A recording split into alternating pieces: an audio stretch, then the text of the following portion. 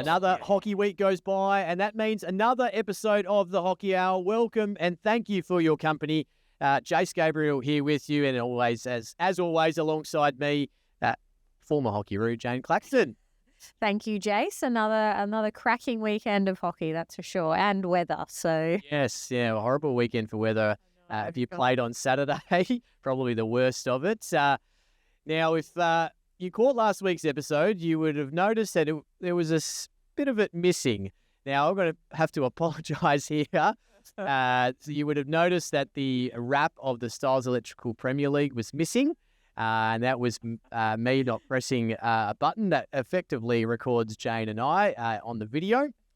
So it was probably safest that we didn't put it in. But if you haven't checked those results, you can do on hockey by searching Hockey WA Altius RT, R for Rob, T for Tom on Google. And that will take you to last week's results. But that's okay. We're going to give you this week's results. And they're even more exciting than last week's and even more relevant. So, yeah, huge show lined up. We've got the captain of the Wesley South Perth men in Brandon Gibbs.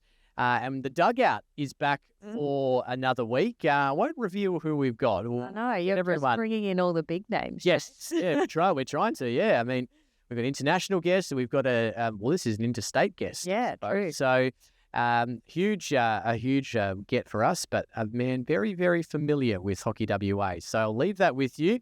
But Jane, let's get into the Hockey WA news first. And we had this weekend, the men's turn in the CBH Group Country Championships.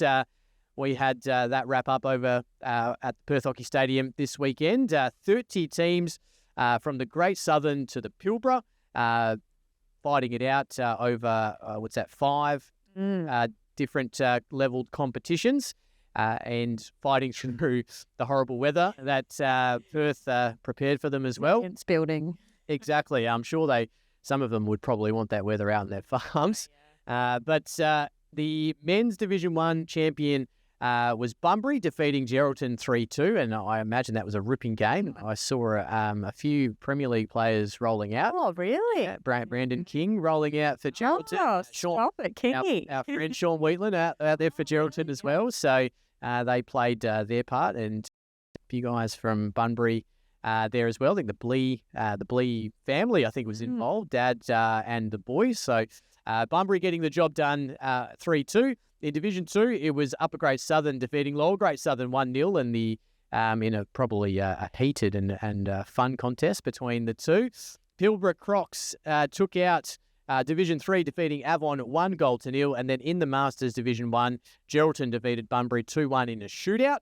Ooh. And then at Div 2, Basildon defeated Eastern Districts 2-0. But big thanks to everyone who made their way up to Perth, or made their way down to Perth, I should say, as well, for what was a fantastic weekend. Yeah, they're always exciting weekends. I know they enjoy them. I'm more off the field as well as on the field as well. Obviously, the second news item, if you stayed up late like I did over the weekend, you would have seen the FIH Pro League games for the Kookaburras and Hockey-roos. The Kookaburras obviously taking on England in 2 matches, winning the first one 4-3 and then narrowly going down 2-1. It was honestly a thrilling game. They were dominating for parts, and then England were dominating. It was so back and forth. And I think in the last 2 minutes, it was like turnover central, just back and forth. They dominated the second quarter, didn't they? And they just couldn't score. And they needed to win that to stay in the hunt to take out Pro League. And unfortunately, that 2-1 loss to England does push them out of winning against Holland, which is annoying because we always love to get a win against Holland. Oh, and it's also, everyone, I'm sure you were like this, you just hate losing to England. Oh, exactly. And they will rub it in you. And I think England hadn't won for 11 years. Yeah, I know, crazy. To the Kookaburras. So, yeah, we won't hear the end of it, I'm sure, if anyone has an English friend in hockey. Yeah. And then obviously Hockey-roos going down 4-0 to Germany in their first game.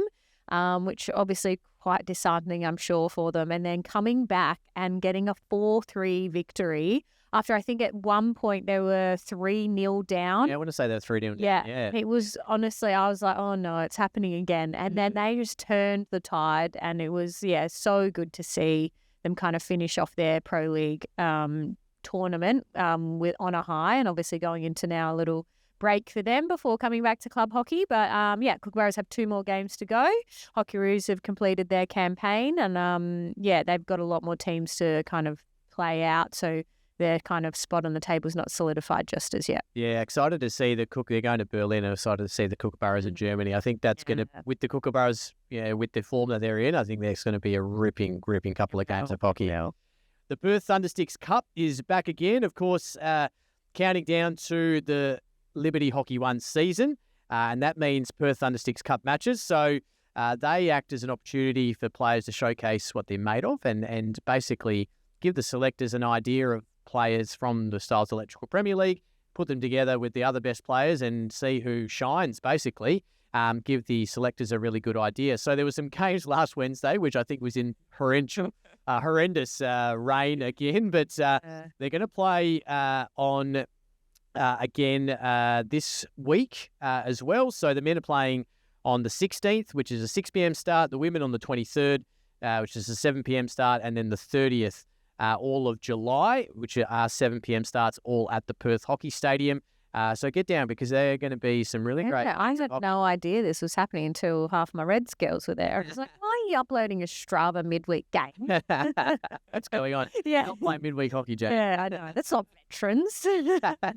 And of course, late last week, you would have seen on the socials that Hockey Australia announced their Life Membership and Awards of Merit, with announcing 8 Life members and Awards of Merit recipients. Congratulations in particular to Wendy Pritchard, who received Hockey Australia Life Membership. Some may know a lot about her, some may not, but obviously acted under the head coach, Rick Charlesworth, in the team manager role since 1993. Over the next 7 years, Wendy played a pivotal role in the program that produced arguably Australia's greatest ever female sporting team, or the golden era of the Hockeyroos, as they obviously went on to win the Olympic gold in 1996, 2000, and 2 World Cup gold medals in 1994 and 1998. And then obviously Wendy moved on in 2022 and got inducted into the WA Hall of Champions before becoming one of Hockey Australia's inaugural Hall of Fame inductees in 2008.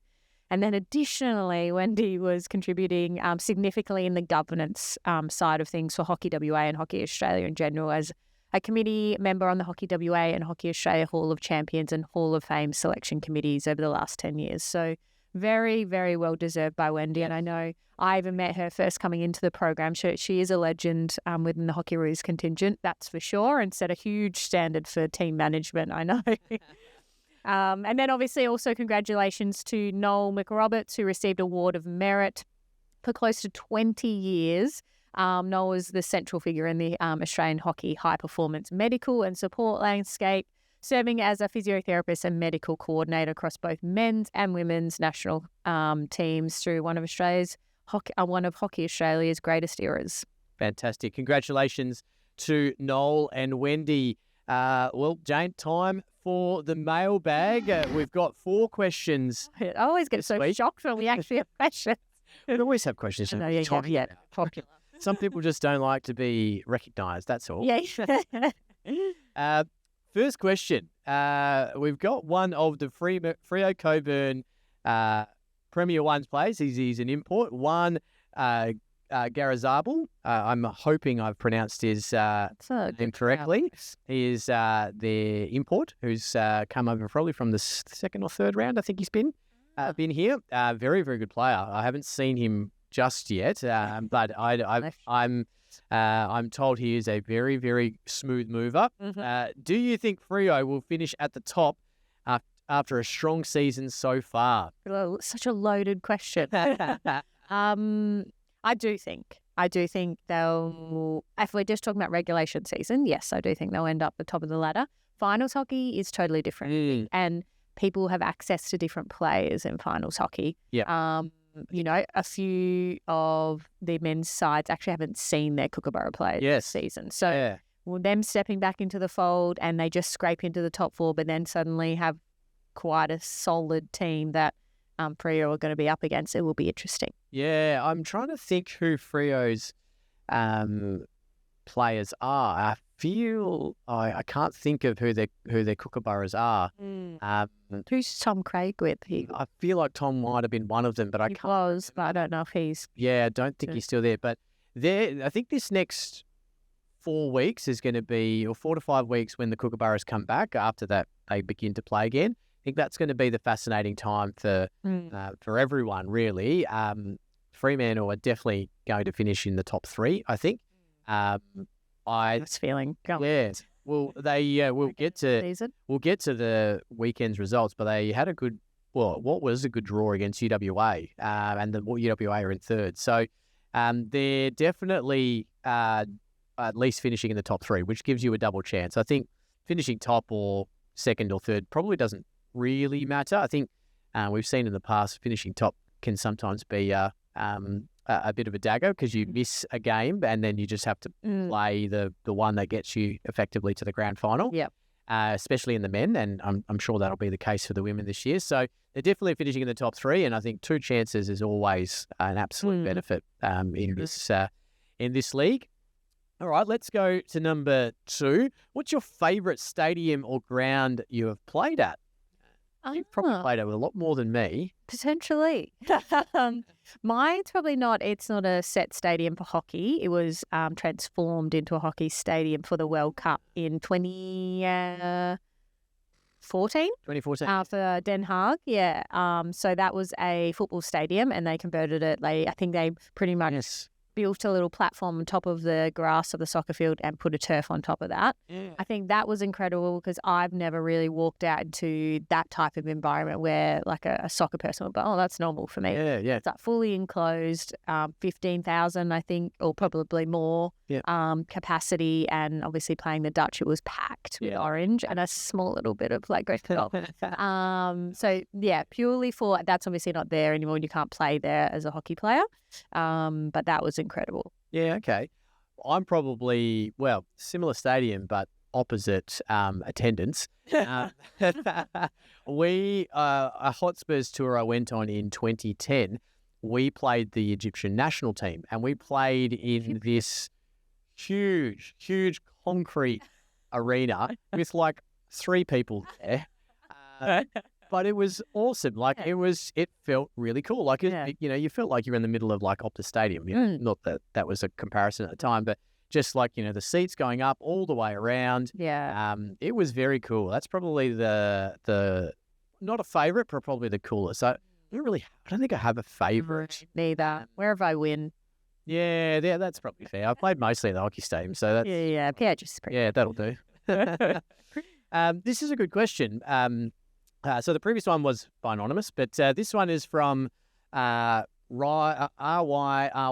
Right _88, maybe. I'm not sure if that's supposed to be pronounced that way, but what rules would you like to see Hockey One trial in the next season? Oh, yeah, we have chatted a little bit about this in previous episodes.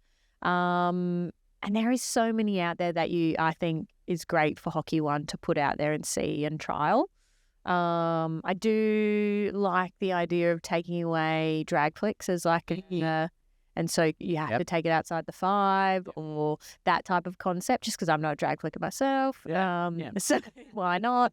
And then I did like the power plays. It were like in Hockey One, it was like for a certain period of time you had an extra player or a downer player or etc. So those add a little bit of spice to what's happening. I'm not too sure what else. What are your thoughts? I think power play. I think that's probably the natural progression to try and get some excitement. And I guess what that could look like is either double goals. So, if you score a field goal and then get a conversion, that could be 4, for example. If you score them, or it could be like having an extra player, or the other team removes their player. I would be fascinated to see what adding a 12th player would do. What happens if you could pick the other player that gets removed from the... Oh, yeah. I'd just choose goalie. Yeah, I thought that would be controversial. Yeah. That would create a lot of controversy. I don't know. Yeah. Picking who would you pick? That one person getting picked every week. Yeah, well, naturally it would be the goalie, right? Yeah. So maybe you can't have where you would pick, but I would be fascinated to see if you added an extra player. So you'd have 12 on the field plus 11 plus your goalie. Yeah. I don't know how that naturally would sit, or if it would be two.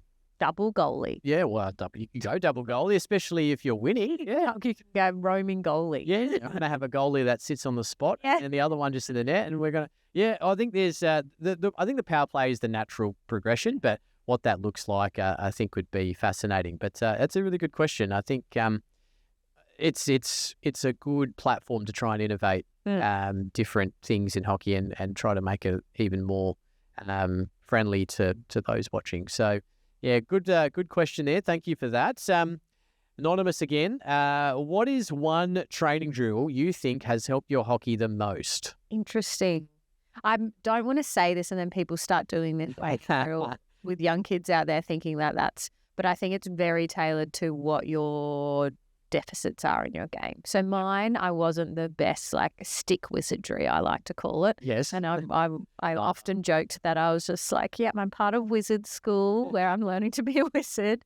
And Katie Allen, our coach at the time, would just take us that were in that category away and we would do wizard school together. And it was just a lot of repetitive, skill circuits. And so often she literally started us off with a straight line of cones, and you'd be on one side and you'd drag to the cones and drag to the cones and just work your way down the cones. It was pretty basic, but I definitely needed that. I think, that was a part of my game I knew early on that I wasn't the best at. And so those types of drills I found after it had to be on an almost daily basis. And we kind of, instead of doing a stick and push and trap warm up, that's what us wizard people would do. Would go off and do our drags to the cone, then enter into training. But I found that repetitively every training session was the element that helped me probably build confidence in my elimination capacity, but also controllable. Yeah, okay. Probably the one for me that I think helped my circle work was the redirect drill, where one person would be on the outside, you'd have someone on the edge of the circle, and then you'd be inside as a striker, and then the person on the edge of the circle would be either receive or deflect it in, and then you had to try and get to a position where you think the ball might go. So what that helped with is your ability to try and work out getting in front of a defender and being first to the ball, and your timing and things like that, and then after that, obviously getting a goal shot away. So I think that's probably one I think probably is not done enough, but it's so critical when, the other one I think people should be doing more is playing an out number on the attack going into, because that's naturally what you play, right? There's always a free defender, but we always play 3v3, 4v4. It should be 4 defenders, 3 attack, whatever. Yeah, and it's always the goals that are real scrappy that are so hard to score. And you need to start training that in training, not like the lovely flow throughs where everyone gets a shot at goal and it's uncontested. Yeah. And I think that's that one that I think that's helped me works, right? Because that gets you around the free defender. So that would probably be the one for me. Yep. It's natural to say goal shooting, but you can do that warming up the goalie, right? So it's not always people just go and you can just easily just whack the ball to the goal. True. It's never under a real circumstance. So thank you for your questions. Of course, look out for Hockey WA's posts to drop us more questions or more hypotheticals or more, I suppose, facts like Juan did earlier. We tried to get our feedback on, but drop us a mailbag, or if you want to send them direct to Jane and I, we're happy to add them to the mailbag. All right, Jane, everything is pressed. I can confirm we are going to give everyone the results and upcoming fixtures of the Stiles Electrical Premier League this week on the show. We're going to go back to Friday, and it was a 7-0 victory for Hale over North Coast Raiders. 2 to Tyler Pedley in game 100. 1 to Lene Milan, 2 to Mickey Spano, and then 1 to Sienna Joubert and 1 to Caitlin Mundy. So comfortable victory there for Hale. We go over to the next result, and it's Melville creeping over the line with a 1-0 victory. I'm sure that would have been a nervous last quarter for Jeremy. Absolutely. Chloe Forbes, who is a friend of the show, getting on the scoreboard. And that was all she wrote in the second quarter. So Melville just push away from Whitfords again. I'm sure Jess and her group would be pretty disappointed. We go to the Battle of Shenton, really. Or one of the battles of Shenton, I should say. Way battle. The co-owners, or the trio of owners.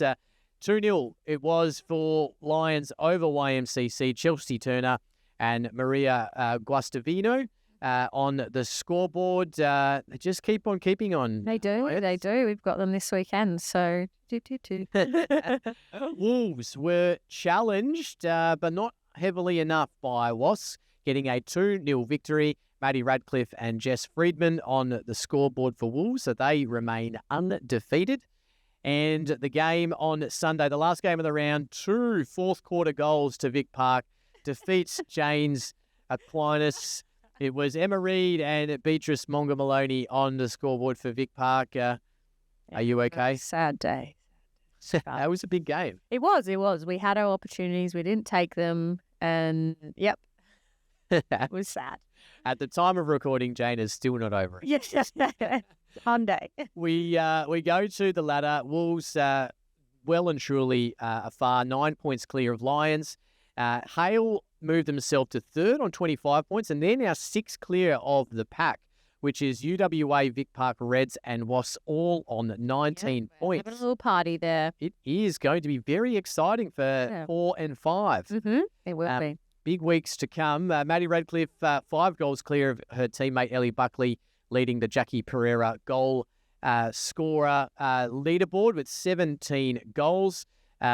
Let's go to the games this weekend. Hale and UWA are going to start us off. This is going to be a good game. It will be. Obviously, both still without their hockey roos because they're going to be on break. So it'll be, I think, a really even hit out across the board for them. So it'll be interesting. I think UWA win this. Okay, I'm backing in Hale. They've impressed me the last few weeks and obviously got their goal scoring up the other day on Friday. So okay, Vic Park and Melville at the Perth Hockey Stadium.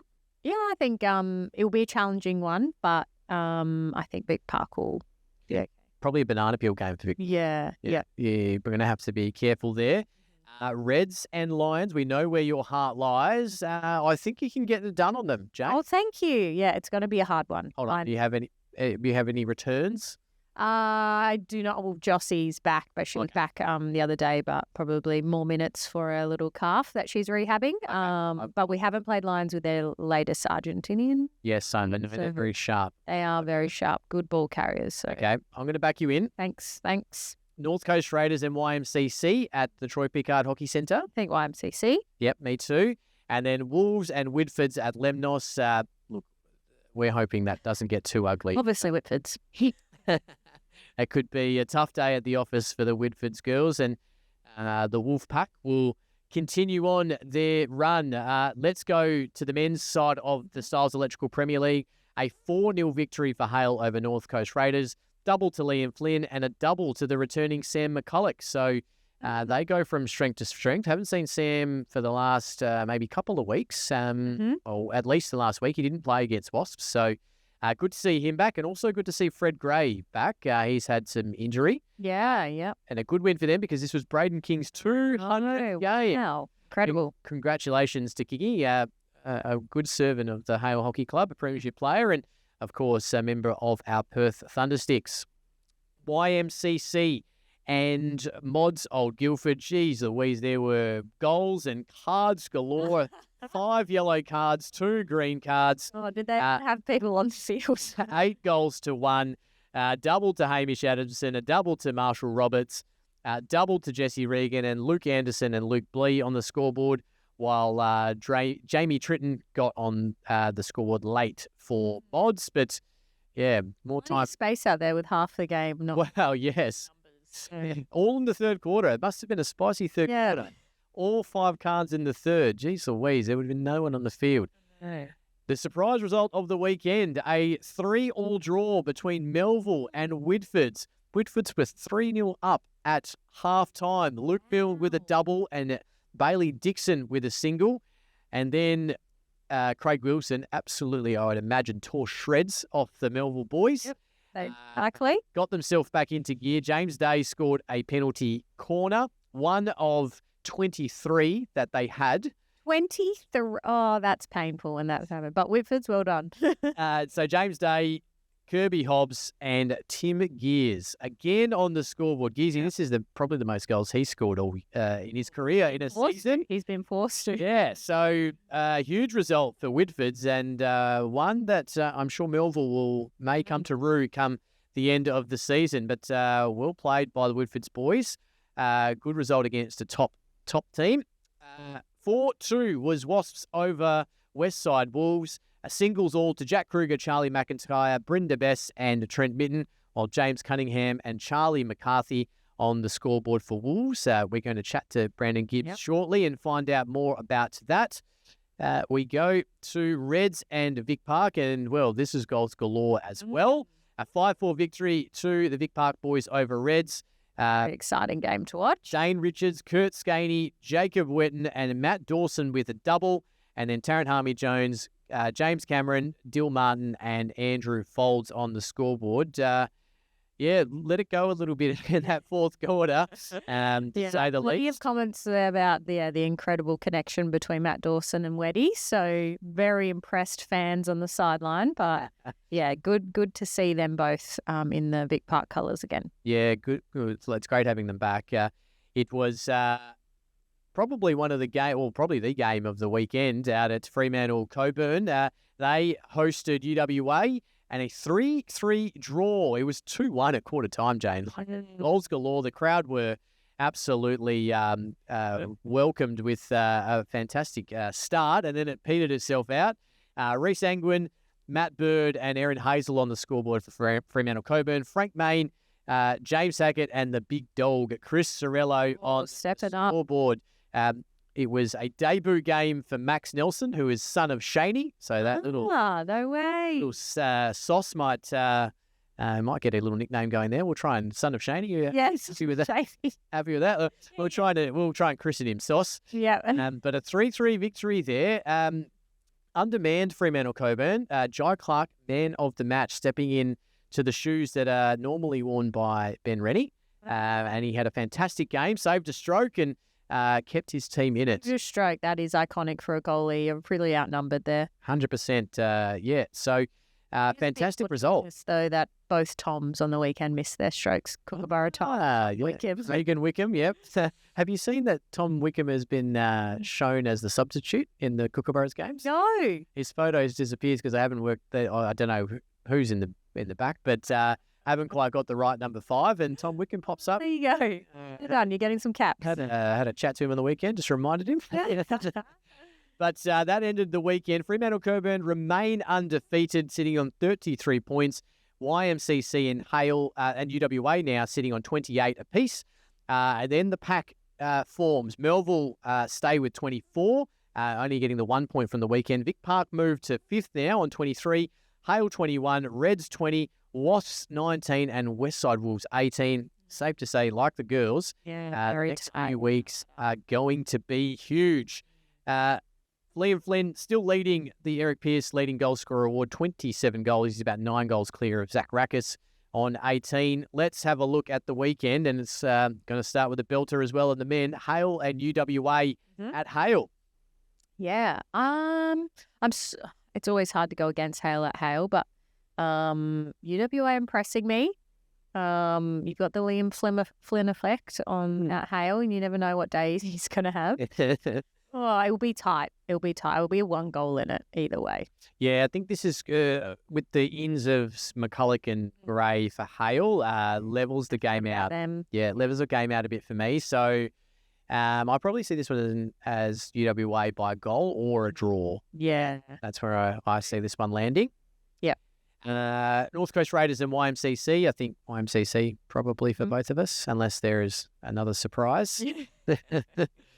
Vic Park and Melville, this is going to be a belter. Big game. I back you guys. Yeah. It's going to be a really good game. With the 1 point difference on the ladder. So a couple of big ones to come for the Vic Park boys. We go to Wasps and Freo. which is going to be another big game. It is. Someone potentially, well, I mean, can Freo go undefeated, do you reckon, the whole season? I think we can clearly see that Wolves are very capable. Yeah. Can Freo do it? I don't know. I feel like once we've got probably the Kookaburras back into the fold for the last few rounds, that might shake things up. But until that happens, they're pretty dominant. Okay. Yep, I like that. Who do you like, Wasps or Freo? I want Wasps to win. Just, everyone wants to be the first one to knock off the top guy. I think Freo will win, but it'll be a fairly tight contest for this for me. Wolves and Whitfords. Now, this is going to be fascinating because I'm fairly certain.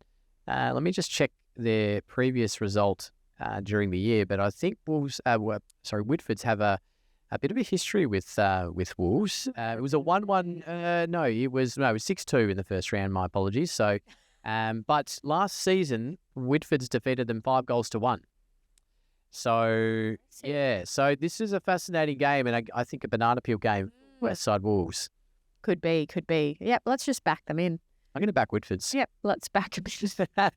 Let's just roll the dice this week. Yep, I'm going to go with Whitfords. That's the end of this weekend's round. We've obviously got midweek games coming up with the buys, but let's hold off on them. We will talk about them on our next show and give you the results of the midweek games, or what's coming up in the midweek games, or what is about to play out. So fascinating rounds of hockey to come up for the mid-year break. Hockey WA is thrilled to have the continued support of Stiles Electrical Services as the naming rights sponsor of the 2025 Premier League men's and women's competitions. With over 25 years of experience in sports lighting, Stiles Electrical Services is committed to supporting hockey's growth in WA by assisting clubs with floodlighting upgrades and strengthening pathways for athlete development. Their ongoing support will help enhance one of the world's strongest domestic hockey competitions, and we cannot thank them enough for their support. Visit styleselectrical.com.au to find out more about Stiles Electrical and how they can help your club. Time to chat to a couple of players from, one player, I should say. We're on the men's side of the competition now for the men's Stiles Electrical Premier League, and we've got a team that has rejuvenated their season after a couple of really good wins, and we've got their skipper on the line, Brandon Gibbs from the Wesley and South Perth Hockey Club. Welcome to the Hockey Hour. Thanks, Jase. Good to be here.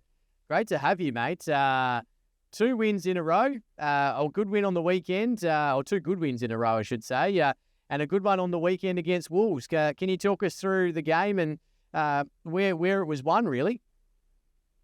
Yeah, absolutely. It's been a really good couple of weeks for the boys. As you said, 2 good wins on the trot, and the game against Wolves, I think we were out to prove something at this point in the competition. We had a bit of a rough run for a few weeks, and we're doing our best to turn that round. So had a lot of fire in the belly, and the guys are out there for game, and weather conditions weren't necessarily ideal, but we put that behind us and put a good performance out there.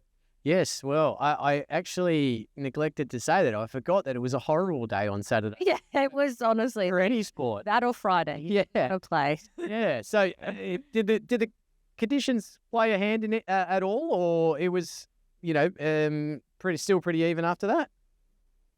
I think it probably had a small impact. I think credit to our guys, we managed to adjust to when the weather did come through in its fronts and the pitch slowed down, and figuring out ways of play to deal with that and how we could still play our very attacking brand of hockey. Yeah, and obviously talking about your most recent win, which was a 4-2 over Wolves on the weekend, but then prior to that, 2 games ago, you had a really great win against Hale, and that kind of lifted you back into finals frame. What was that kind of, for you guys, in your eyes, the make or break, and you kind of had to get a win on the board to stay in contention, or was it just keep doing our thing, the wins will come? I think it was a bit of both, to be honest, Jane. We obviously had a bit of a tough run playing some of the top-of-the-table teams, and we knew that we could certainly bring it against a team like Hale. We unfortunately when we played them in round 1, we were leading by a couple of goals and ended up drawing the game. So the team definitely had a lot of belief, and we knew the importance of it as well if we still wanted to put our hands up and put ourselves in contention to play in September. It was a game we had on the commentary, Gibbsy, and I remember I'm sure Trent must have really wound you boys up at the start of the game, because you came out like a house on fire, like just like chasing, and you scored early and just putting on so much pressure. Is that the standard for you guys? Absolutely. We've got a really young and energetic squad, and we've got some real firepower up front. And as much as we can, we want to let them loose. And I think for one of the few times this season, we managed to get all the conditions right. And I guess the pre-game chat hit the right marks, and out they went. Yeah, absolutely. Now, we're going to chat about your young guns in a second. But last year, you were agonisingly close to being in fifth spot. I think 3 goals or 4 goals saw you from finishing in fifth position. What did you guys discuss at the start of the year to, push into that top 5 barrier? I think for us, it was continuing to build on what we've been doing over the last 3 to 4 years. As we have had quite a young squad, we've had some experienced players retire over the last 4 years. And I think obviously last year was agonisingly close to making the finals, and the year before in 6th as well. So a lot of positives for us to build from. But also, I guess, some non-negotiables for the group and where we're heading, and the fact that development's great, but we do need to hold ourselves accountable to getting those results on the board. Yeah, and as Jay said before, and you alluded to, you've got a lot of young guns out there, bringing down the average age of Trent trying to raise it a little bit too much. Tell us a little bit about them and who they are, and what I guess their goals are for this season. Yeah, we've been really fortunate to have a number of very talented juniors come through. Something Wasps as a club is really proud of. It's our junior development, and we're seeing, I guess, the benefits of that year on year, and especially at the moment. We had three players representing WA in the under-21s, Charlie McIntyre, Jack Kruger, and Zed Kiernan. And then we also had another guy representing Northern Territory. So huge amount of depth in our team. It's fantastic to see those kind of players really taking the game on. They've all got 50 or 60 games under their belt now. They're growing in strength and confidence every week. And we just want to facilitate that and keep pushing them to, I guess, achieve their full potential. I think if you look at their list, it is a very impressive list of younger guys, and you throw in Jack Cudby and Chaz Davies into that. He's always impressed me every time we've commentated. Chaz, like, for his age, really injects himself through that midfield. Yeah, so I think you've got a really good nucleus of a very, very strong Premier League team in the years to come, Gibbsy, and hopefully the likes of yourself and Bryn and Dan can hang around a bit longer and nurture them through and get some success. But speaking of, probably the most successful team in the competition this year, Fremantle Coburn, undefeated so far, and you play them this weekend. What have you spoken to the group spoken yet about preparing on how to beat them? We haven't spoken directly on it yet, but really not a lot's gonna change for us from our previous 2 weeks. We're just gonna treat them the same as any other top level team in this comp, and we're gonna go out there and play our brand of hockey. And obviously we've seen the likes of Aaron Hazel and Matt Bird scoring a few goals for them. So I think recognising their key players and taking care of them will play a huge part in us getting over the line. Yeah, massive game.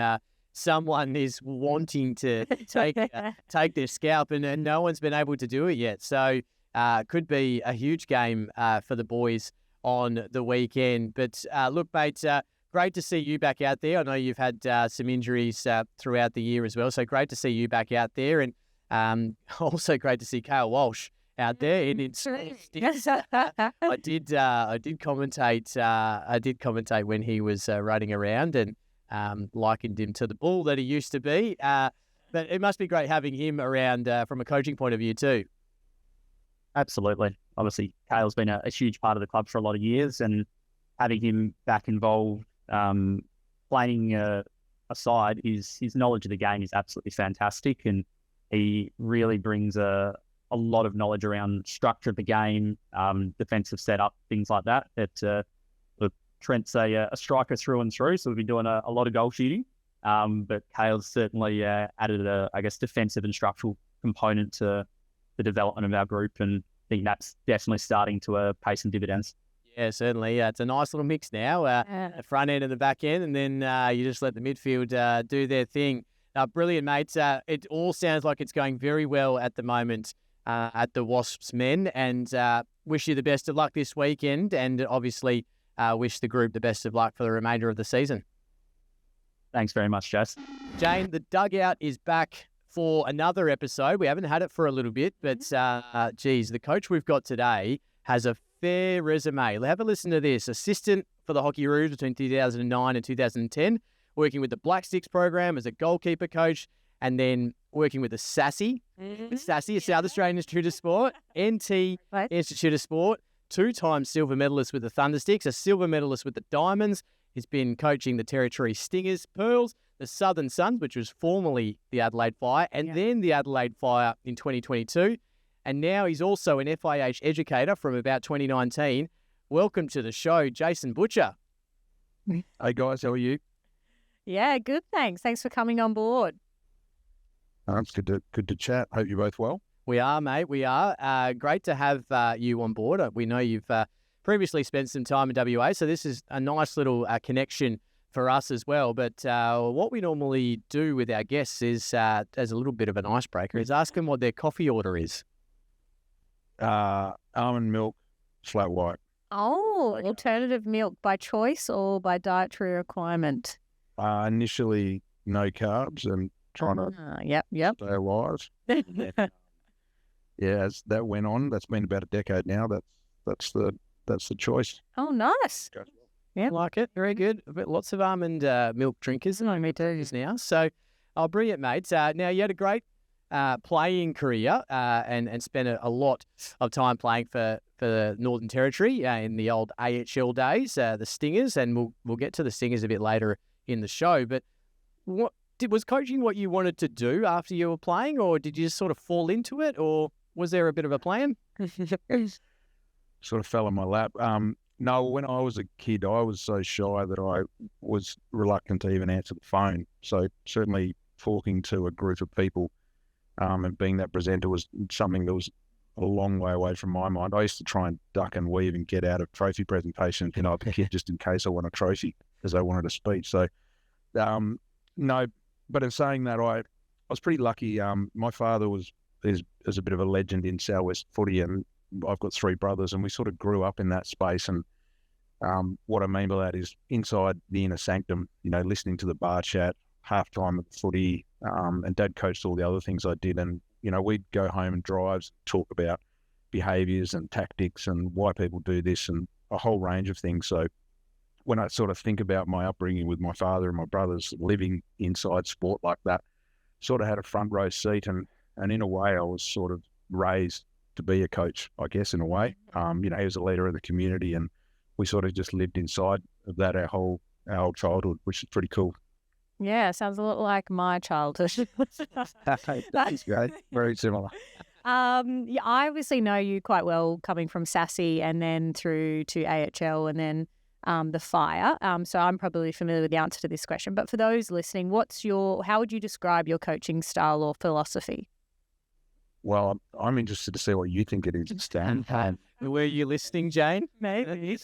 Well, just what the take is, because I think it evolves. But it's an interesting question because I present on this with the FIH coaching courses, and it seems to stir up a bit of uncertainty. Because for me, my philosophy is essentially to be whatever the team needs me to be. Mm. So I have clear things that I think are important around how you get success, and there's a handful of things which are non-negotiable, but I don't really believe in having a fixed style. I think performance and success sit inside a team's context. And that's pretty deep and pretty broad because I'm talking about the heritage, the individuals involved, what the club wants, the board, the competition they sit inside. Is their selection up for grabs? What's the structure of the competition? Like, there's a myriad of things that go into what that team might need from that coach and the individuals need in that moment of time. And I think that understanding that first and then having the skill set to be able to deliver on that, I think that's what coaching is. I like that. Yeah, I do like that. Yeah, you do have a very people-first mentality with your coaching style, which brings out the best in people when they think they've been nurtured or understood or listened to. That kind of style is really great. Which team that you coached do you think you extracted the most out of, Butch? Oh, look, there's been, you missed my whole Auckland days. You know, we won 7 out of 10 national championships in the time I was in. Last year I was in Auckland, and that was a technical director role. They don't have high performance programs like institutes, but it was kind of that role. And we won our first, the women, we had about 8 black sticks to be fair, in the Katie Glynn era, but they hadn't won a national hockey league title for 10 years. Wow. Crazy. But yeah. That was a very cool journey because we had a lot of people breaking down in tears, and it was very emotive. We did a lot of different things. You know, we started games without the goalkeeper on, and I went a bit crazy. So that was a lot of fun to get a lot of things right and to do something that meant so much to everybody. But I think probably in terms of my coaching, the best coaching I did was with Thundersticks. I think it was about 16. Yep. We didn't have a great group, patched together some old veterans who decided they would come back, and some kids and some nobodies. And we made the grand final and pushed Queensland really hard, and probably had no right even making the 4. And that was the re-emergence of TJ, Tom Wickham. So that was probably the best I've ever coached, I reckon. Yeah, I love that. Yeah, I remember that. Remember those few years. You're completely right. Tim Gears, I think, was around at that point. He played at that point, and Matt Fisher, a couple of guys, Kobe Green, who are still playing in the Premier League now, and they were only Jake Harvey, Kobe Green debuted at 16. No way. They were only kids at that point, and look where they are now. So no, I can definitely understand why you love that group so much. How are you seeing the game at the international level at the moment? I've been lucky enough to obviously have some pro league going on, so you're getting a fairly good look at it. How are you seeing it at the moment? And is there anything you'd like to see that teams are, or not like to see, I suppose, they're doing? Yeah, well, the game sort of fixes itself, I think, and I think historically the governing bodies have made good decisions around rule changes, the autoplay, offside. Like I said, I think that sorts itself out. It's certainly fast and exciting. I think the thing that I guess resonates with me is right now I feel like the game is working through a bit of a cultural wrestle, and maybe it's been happening for a little while, but there's been real progress around player well-being, voice, and player rights, which I think are really important. We basically touched on that with the philosophy piece, but I think the understanding that high performance is still a contest, and that being successful is always going to require a bit of discomfort, sacrifice, struggle. That doesn't always sit neatly inside those principles. And so I think in the push to create safer, more inclusive environments, which we obviously should, there's a risk that some teams don't get the balance right, or the context of their team needs a bit of a different balance. And I think you can see that across world hockey and in different elite competitions at the moment. Even from the outside, I think you can often tell where programs are at with that balance. And I think, if I was a full-time professional coach currently, that would be the thing that I would be wrestling with the most. Yeah, definitely. And obviously you're now based up in the NT, and you've kind of got your hands back into the mix of the NTIS or the Hockey NT program, and then also pushing to get the Stingers debut in the Hockey One League. Tell us more about, I guess, your role up there, and what's to come in that front. Yes, I've been the CEO for, I think, just over 2 years now, which is not something that I ever sort of keep working towards. So that's been interesting, but also a great opportunity, and a bit of an interesting social experiment going on at the moment, because obviously POS has just been appointed as CEO at Hockey WA. So we'll get to see what ex-high performance coaches can do in that space. Yeah, true. So in terms of what we're doing, look, when I started, we were in a lot of trouble. In all, whether it's financial, membership, COVID really hurt us, and we probably dropped the ball for nearly a decade in all aspects. When you're essentially a small regional centre that's trying to fight on a national stage, you can't afford to get periods of time wrong like that. So we had a big task, and our belief always was that to get the support we needed to create aspiration and opportunity, and that being out of AHL from 2018 it wasn't the only thing, but it was a big piece of why the whole place had sort of deflated itself. And there was an apathy around what was going on. So we progressively have fought to build that pathway back.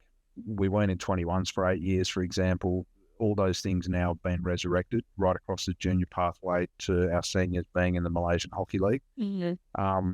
And so on top of actually creating like a real pathway, we're also working really hard at telling our story, and not just the current story, but our past and our heritage and why that's such an amazing story, and then leveraging that with corporate and government and just being relentless about it, to be honest. And in the last 2.5 years, we have managed to get all of those things in place: corporate support, government support.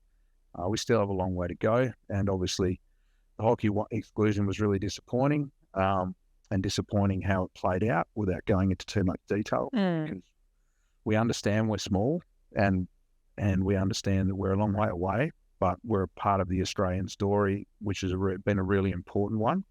And we also think we have solutions, which we're now showing with our Northern Gateway initiative, where we can actually be a real asset for Hockey One or our elite part of the pathway. Yeah, you've got a really cool warm-up series coming up at the end of August, early September. It's the Black Sticks are heading over early before the Oceania Cup and are going to play the Stingers and Malaysian national team, kind of a joint team, over a couple of days. That's going to be really exciting for the region. Will be. Yeah, I think when you're not constrained by the guardrails of being stuck in formal competition within your own country, you've got a bit of flexibility to use your franchise to do creative things like this. And we've signed a 4-year agreement with Malaysian Hockey, which covers a range of things. But one of them is that we're working together for a future submission into Hockey One, where there would be half Malaysian players, half territory players, and we'll play home games in KL, home games in Darwin, and maybe even Alice Springs, so we can regenerate that area. And so this is a proof of concept series, so we're going to have 10 Malaysian boys fly in just before that event, and we'll put the Stingers players available. The first game's on grand final day, which is a crazy day. Yeah. So there'll be a massive, a few thousand people there, massive drinking for 8 hours on security. And so I've already talked to Greg Nicol, the Black Six men coach, about this, and he's excited, but it's a proof of concept for us. And we won't have some of the players available because they'll be playing in the grand final, obviously, of them. So we'll have to figure out who's available and how we patch that together. But it's an exciting opportunity to, I guess, show that concept has value and that we can be competitive even against the might of the Black Sticks. Yeah, brilliant, mate. And I like you've always been really innovative how you've looked at hockey, and I think Hockey NT needed something like this, an injection of, it's not a cookie cutter approach. What works in Queensland and New South Wales simply cannot be replicated by the smaller states. Completely agree. And I liked, you're pushing a different agenda and a different approach to what could be an incredible Hockey One league in years to come. Yeah, absolutely. Mate, thank you so much for taking some time. I know you're a very, very busy man. But we very much appreciate you coming on, give us your insights into coaching and giving us an update really on Hockey NT and obviously the Territory Stingers. And make sure you go and give either of their Instagrams a follow. We'll put them in the little link below, or put it up on the screen for you, Hockey NT or Territory_Stingers. Because they're doing some really great things, and it's going to be a great follow for hopefully in the not too distant future. We're seeing them enter the Hockey One League. But thank you so much, Butch, and go well, mate. We can't wait to chat to you again, hopefully with some fantastic news.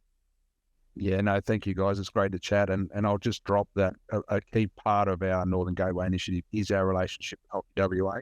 So maybe you'll have to get me back on later to explain that to everyone. But Hockey WA has been super supportive from afar with what we're trying to build, which I'm really grateful for. And of course, I'd expect, because I'm a born and bred sandgroper, and Hockey Australia have been as well. We've got Oceania Cup coming up, National Under-18 Championships next year. So both those organisations and entities, they understand our significance and how hard we're working and what we're trying to do. And I'm super grateful for all of their support.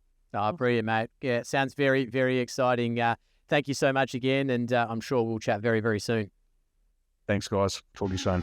Okay, Jane, last segment of this week's show, of course, it's extra time and probably going on the trend of our conversation earlier from the question of Right_88 about what we would like to see or rules we'd like to see in the Hockey One. It seems fitting that we talk about power plays or captain's call. I think it's, is what it could be called as well. And I think it comes from the captain. But what do you think that looks like? Yeah, you've got options. You've got the extra player up or down, potentially in that period of time, double goals. So field goals worth double, maybe get double PCs. One less down in PCD. So yeah, okay. If you get a PC during that time, they only have 3 in the net. I think there's a range of ones you could explore. Could be that you could have like an opposition player has to stay, or amount of maybe 2 players have to stay in their attacking half. To give you more space. So that could be a good one. Yeah, they experimented with that at some tournament I was at, or during some time. That was so hard because you'd always have the eager strikers to come reverse press, and then suddenly they're over the halfway line. One job. What time frame would you like to see for a power play? 5 minutes seems. I think okay, 5 minutes, because that gives you enough time to implement it and build strategy, implement the strategy, and hopefully come to an outcome. Yep. Okay. Any sooner, I think that hockey's just too big of a pitch, and to have less. Do you say that? Is there a period where you can't call it? Like, say, like in the fourth quarter, you can't call it with 5 minutes to go. Yep, I think so. Yep. No fourth quarter at all. Yep. It's okay. I like that. 1, 2, 3. 1, 2, or 3. Yep. Yeah. Don't mind that. Yeah, that'll be good. Okay. And what I would think is that you have to have the ball to be able to call your power play. Yeah. What happens if both teams call at the same time? That would be fascinating. I think you can only one at a time. You have to have a little buzzer and you hit it and then the siren goes off. Whoever hits it first, then only one. Yeah. If you both call at the same time, you have to flip a coin or do rock, paper, scissors. You could delay the game a bit further, but no, I think no, I like that. I would be fascinating to say you can both have it at the same time and then watch it play out. All the best. Yeah, and then you're kind of leveling it, but I think people would do that at the start to strategically counteract someone doing it. Yeah. But then you would start to figure out how to defend things, and then you would becomes a lot more. Be a bit more of a weapon. But I would be fascinated to see that at Hockey One. Yeah, definitely. I think it would be, light up the goals or something. Yeah, and it would be double goal, and then it goes off like a ice hockey goal. Yeah, that would be cool. Yeah, power play. Yeah. I like it. I think hopefully the Hockey One. That's probably the easiest format to implement into, because it's not, club hockey's pretty rigid in the, people don't really like us playing around with the rules too much. You know what you could actually do if you have it at Hockey One? You could be allowed to sub your flicker on. Oh, okay. Yeah. Yep. That would give you an allowance to go, okay, we want a penalty corner, but Chris Cirillo's sitting on the bench. We can sub him on. Yeah. Be good. Just literally only have someone, they don't play the game. That's just on the bench warming up to play. Not? Oh, I mean, Chris would play forever. He would love it. That one skill. Super sub. True. Well, it was like the days when you could change sticks. Yes, you run to the bench, and get the one that's bent like that. Yeah, just a little look off the stick. No, that's a good extra time. We'll see if we're listened to in the coming years by the Hockey One crew. Heard it here, yes, heard it here first. Absolutely. Well, that's all for this week's episode of the Hockey Hour. Thank you to Brandon Gibbs and Jason Butcher for joining us. We want to hear your questions, so keep sending them through to either Jane, myself, or when Hockey WA posts them on Instagram. We're going to have one more show before the halftime break for the year, and we'll have potentially a few weeks off. So make sure you get all the information into us. And please follow Hockey WA on Instagram and catch all the videos of the show and all the fantastic other news that goes through the social media. Looking forward to the weekend. Yeah, I've got game on Saturday, game on Tuesday. So good luck, James Knees. I've got the same, so Maybe it is something. I will have to find some ice baths in between. Just a new body. Thank you. That would be lovely. Thank you for joining us on the show, and we will chat to you next week on the Hockey Hour.